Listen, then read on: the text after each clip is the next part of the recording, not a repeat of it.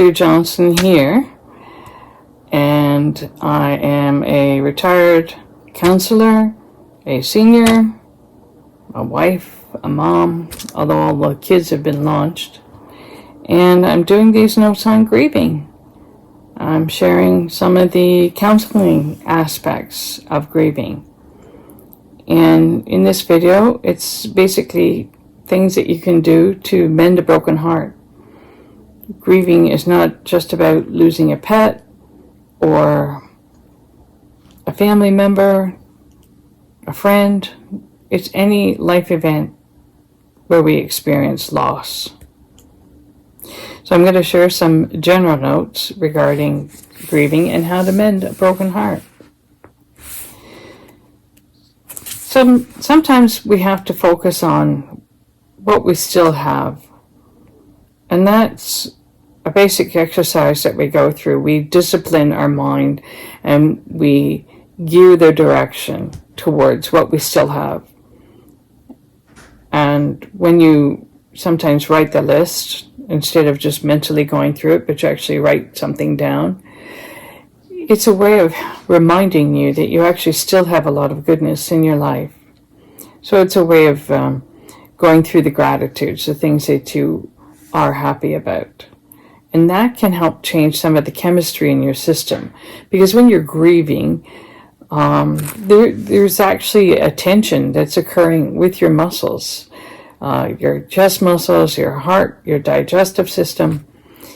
And you need some reprieve from that tension. And so going through a list of what you're grateful for, what you still have, even going over some of the memories that you have, the good ones, that are still with you, that can help reduce some of the tension in your system. I had written in my notes that Bailey was a testament of how well we can actually adapt to life situations. Though there's grieving and there's pain, we can remind ourselves that there is an ultimate goal that will occur, and that is that we somehow adjust. Some of that's done through our actual efforts, and some of it is just what happens. It's a phenomenon of mind and will and heart that brings us to that place of peace again. Billy, my wee cat, was a testament of how we as human beings can adapt to life circumstances. We do have that ability, and sometimes we forget about that. When we're facing loss, we forget that we will actually adapt. So Bailey, how was she a testament to that? The last 2 weeks of her life, she had developed a limp, which resulted in eventually a paralyzed leg that she was dragging around behind her. And I could see that on occasion she was in pain, because she would reach a place on the floor and then stop and rest for a few moments and then continue on. And she just seemed to sort of try to go about her daily routines, even though she had this paralyzed leg. She even chased a chipmunk, which was like 2 days before her demise. So she gave way more to what she still had than being or allowing herself to be restricted by what she had lost, which was the nerve damage creating a paralysis in her lower back leg. So we do have that ability to adapt. And you will find that as you're grieving, you reach that adjustment stage.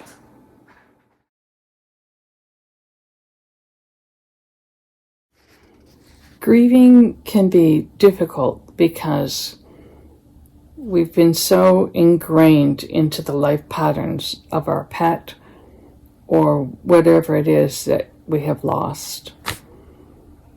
There's a deep connection psychologically. That's the mind, the will, the emotions, and it takes time for those things to retreat from the routines, to change the way that you're thinking, and to gradually guide your emotions and feelings into a place of peace. It doesn't mean that you think of them less or that you don't care. It just means that you are continuing life, which you still have. And if our loved one could speak to us, they'd say, look, you've still got a lot of living to do. And they would want us to do that with joy. If they could speak to us, I'm sure that's what they would say. During grieving, which I might add, it's not an illness, it's something we go through, I questioned myself, why is this so hard? Because in the beginning, the emotions are deep and they're heavy. And so through my tears, I asked that question as I was journaling. Why is this so hard? And in part, and I used to say this to my clients, in part it's because you're thinking about something that's very sad, and you're very aware of your emotions and your feelings. And sometimes when you're, I used to say, in the pit of this sadness, a lot of other things start falling in on you, like any other loss that you've experienced in life. I think grieving Bailey was so difficult for me because, in part, because it made me think of other losses. I had 3 pregnancies that reached a certain point at the end of the first trimester, and I lost each one of those pregnancies.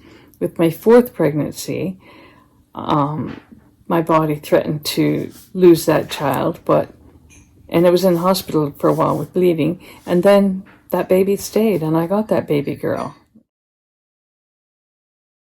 And so they say that the joy that comes from that overcomes the sadness that you've had. But we don't always have that kind of life experience. We don't always have a joy event to supersede the sadness. I lost my father when I was young.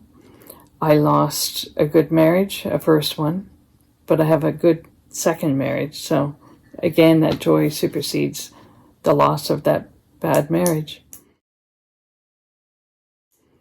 I have lost other pets, of course, but Bailey, she had a way of ingraining herself into the patterns of my life like no other pet did. And so I feel it more. My identity was more tied to it, or tied to her. And it's amazing when you're going through one kind of sadness in life, how many other people who are experiencing the same thing tend to show up. So I was working at my part-time greeting card job, and a lady showed up and she wanted to know if there was a card to give to someone who was grieving the loss of their pet. And I said, yeah, sure, it's over here. And she started talking to me, and one of the things she mentioned was how it's amazing how our identity is so tied into our beloved pet. And I thought, she's expressing my thoughts and feelings exactly. And that happens. And then there was another lady I met, and she had lost her cat and talked to me about it. And I can't recall running into so many people who have lost pets, even recently. And so it's almost like the universe's way of saying, look, we are sharing in your grieving here. We hear you. And you're not alone. While I'm in the pit of sadness, and remembering other losses, one of those losses is grieving the loss of a family member who has chosen to disengage.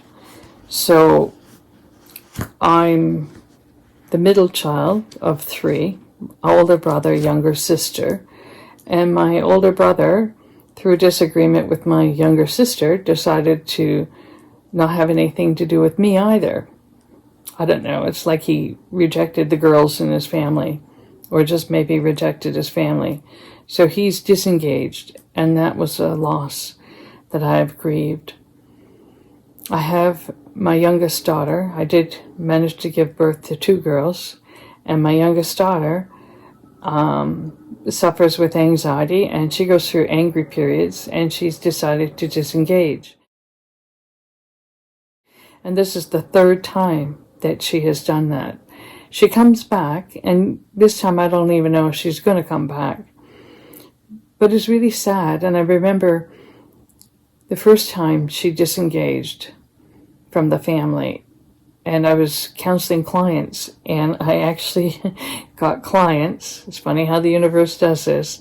I actually had clients who were talking to me about a family member who had disengaged, who had estranged themselves.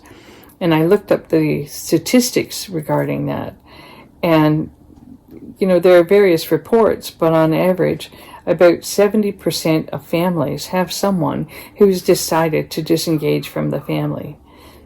So sometimes those statistics are little comfort to us, but it is nice to know that there are others who are in the same position, and that it's not a completely uncommon phenomenon or event in life. So when I'm in the pit, I was also thinking about that loss too. So some of the things that we use to help mend a broken heart, to ease our sadness, to help us return to a pattern of joy. Some of those things are that we use books. Sometimes you can read a book about somebody else's grief. I pulled out my copy of C.S. Lewis, A Grief Observed, and that was good to just read some of the notes that I had highlighted at other times that I read that book. I pulled out my copy of My Cat Saved My Life. I forget the author's name. Schriebman is his last name. I think it's Philip Schriebman. And he talks about the little cat that came into his life and the relationship they have and how that cat impacted his life and helped him really gain a greater appreciation. So some of the things that we use to help mend a broken heart, to ease our sadness, to help us return to a pattern of joy. Some of those things are that we use books. Sometimes you can read a book about somebody else's grief. I pulled out my copy of C.S. Lewis, A Grief Observed, and that was good to just read some of the notes that I had highlighted at other times that I read that book. I pulled out my copy of My Cat Saved My Life. I forget the author's name. Schriebman is his last name. I think it's Philip Schriebman. And he talks about the little cat that came into his life and the relationship they have and how that cat impacted his life and helped him really gain a greater appreciation. So to help mend a broken heart, we can use books, movies, music, even YouTube videos. I watched one by Father Mike on the question of whether pets go to heaven or not, and he was actually quite comical. And the thing that stands out for me is he said whether it's important to you that Fifi or Fido go to heaven or not. He can't really answer that question, but one thing he said, that you seek the kingdom of God first, and all these things shall be added unto you. So just thinking about his YouTube video put a little note of joy in my heart, and we do need that sometimes. Each of these tools that we use help us to get in touch with our own feelings, to recognize them, to acknowledge them, to work our way through them. And it also helps us express our own thoughts and feelings about how we're responding to this loss, how we're making our progress through this loss. The words of one of John Denver's songs express my relationship with Bailey, how I feel. And the title of the song is Follow Me. The line says, "It's by far the hardest thing I've ever done, to be so in love with you and so alone." And then I wrote, yes, deep love for a pet who has become my companion, and now she's gone and I'm alone. The lyrics say, follow me where I go, what I do, make it part of you to be part of me. And I wrote, this is what Bailey did. From a kitten onward, she followed me, became my constant companion. It started as a kitten, where she would climb up and lay on my chest to sleep. And then I could say at any time, you coming? And she'd follow me if I was going to my art room, wherever I was going. Maybe I'd say, coming outside? Come on, it's nice out. And she would just follow me like a little wee dog. She was such a great companion. The lyrics to that song say, I've tried to find the way that I can make you understand the way I feel about you, just how much.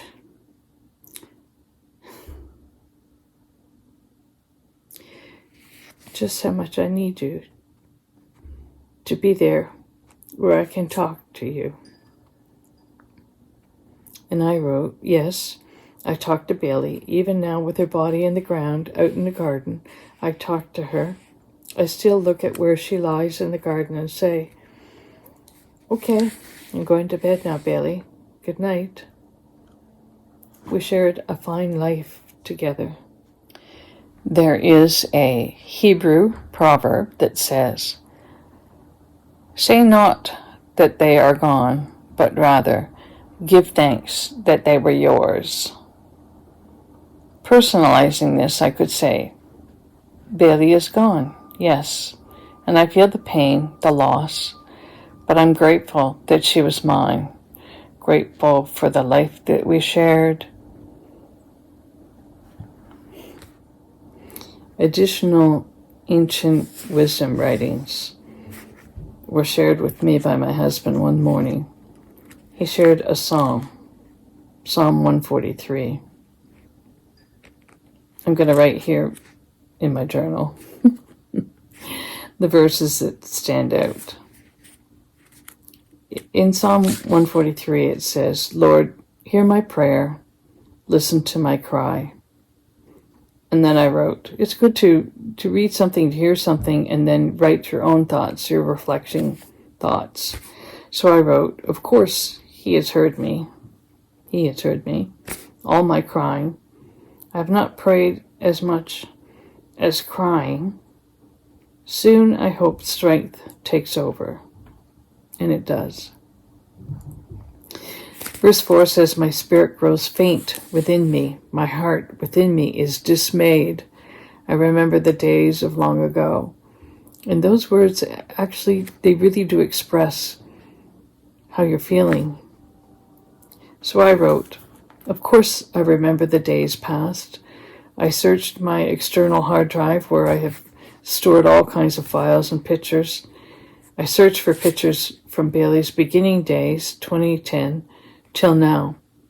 She was so cute and so funny. Her tail was not as fluffed out then when she was a kitten as it was as she matured. In many ways, from year two onward, she still had the same familiar facial expressions. And, we're like that as human beings. We recognize other people by their expression. It's amazing how a cat can change their look and turn the ear or the glint in the eye with movement of their tail. Verse 5 of Psalm 143 says, I meditate on all your works and consider what your hands have done. And so I wrote, it's probably true. I need to reflect more on the Lord instead of most of my thoughts being about Bailey. I miss her terribly, and it's difficult for me to adjust to the idea that she had 12 and 0.3 years of life rather than the 15 that I had hoped for.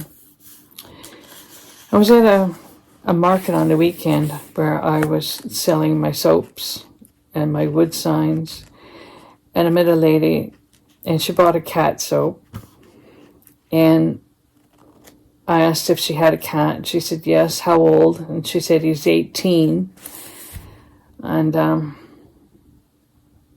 it was amazing to hear that, and I'm happy for her.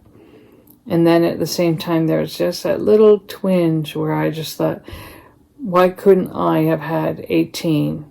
I met someone once where their cat was 22 years old. And then I questioned God. I said, why didn't you make pets so that they could come into our life and live as long as we do? The funny thing is, my mom died May 17th, about 10 years ago now. And she had a cat that was left behind. And that cat passed away 2 years after her on the exact same day, May 17. I always find that just such an amazing coincidence or phenomenon. Why did that happen? I don't know. I almost feel like my mom was like, okay, here's the portal, May 17th. I came through it, now you're coming through it, and I'm waiting here for you. I can't answer that question about whether pets go to heaven or not. Some people feel very strongly about it. I personally have not come to terms with it yet. I don't know what I think. I do think that by the time we pass away and go to heaven, maybe that won't be an issue. On the other hand, maybe we'll be surprised and the pet we love the most will be there. Anyway, I'll leave you with those ancient wisdom thoughts, not my own. Being a senior, am I sharing ancient wisdom? I don't know.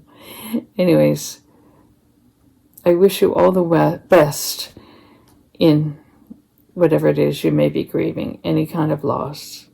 And do know and be encouraged that it will change, it will get better.